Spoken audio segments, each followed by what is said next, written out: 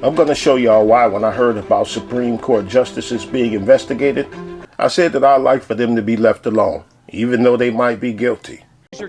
As you have been paying attention to NBC News' special, breaking right now at 4, the U.S. House of Representatives has voted 216 to 210 on a motion to remove Kevin McCarthy from his role as Speaker of the House. A bloc of hardline conservatives, led by Florida Representative Matt Gaetz, has been pushing to remove McCarthy, especially over his decision to work with Democrats to keep the federal government open rather than risk a shutdown. The last time a vote was held on a challenge against the Speaker of the House was back in 1910. This is the first time in history that a speaker has been removed. Well, that happened today, October 3rd, 2023. McCarthy removed as Speaker of the House of Representatives. I'm going to show y'all why I said that I prefer that they leave Donald Trump alone. And if they're not going to indict him on his role in the gain of function, leave him alone. And yes, this is more commentary on conspiracy theories. History was made in Ottawa this afternoon as the House of Commons elected a new speaker. He's Greg Fergus, the Liberal MP for the Quebec riding of Hull-Aylmer near Ottawa. Greg Fergus.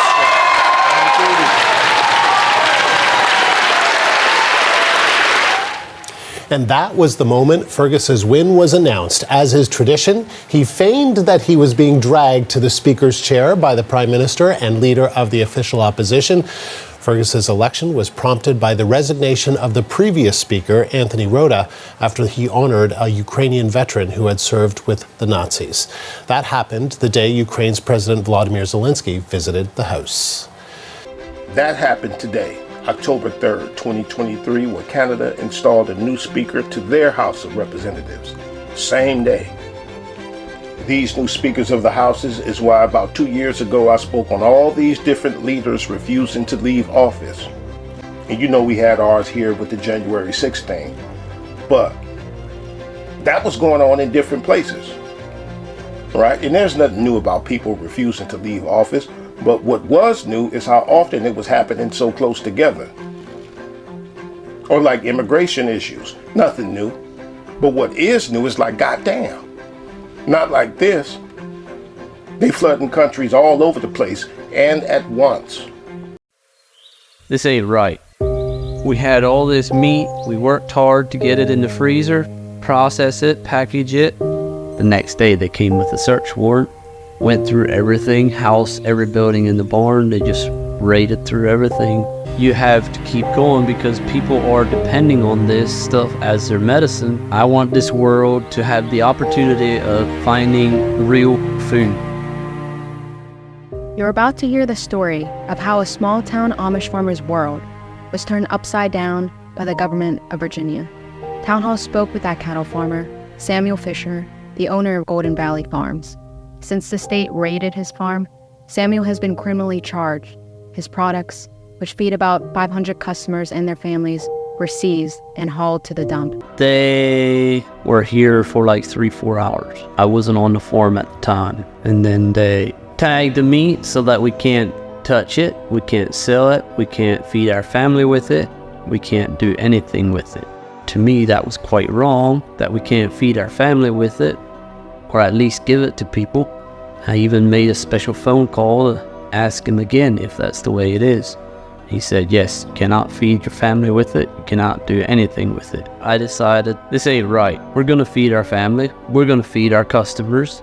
We did not honor that tag. We sold the meat. We sold some meat out of there, whatever customers ordered. Then the state came back and they saw what we did.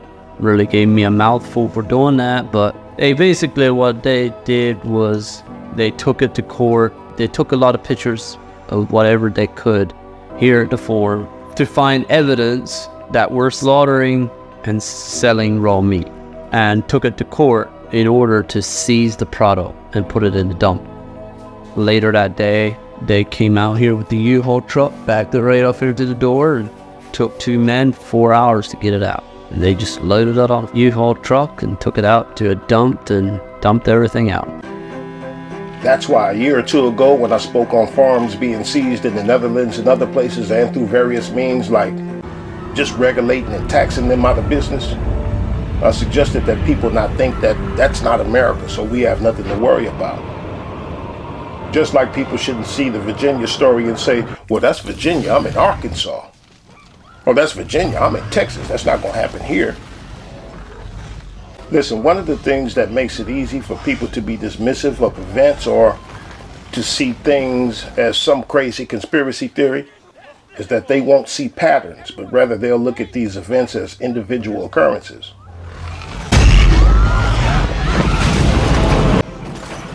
And that's all I wanted to say. In the Virginia story about the farmer, it'll be in the description box.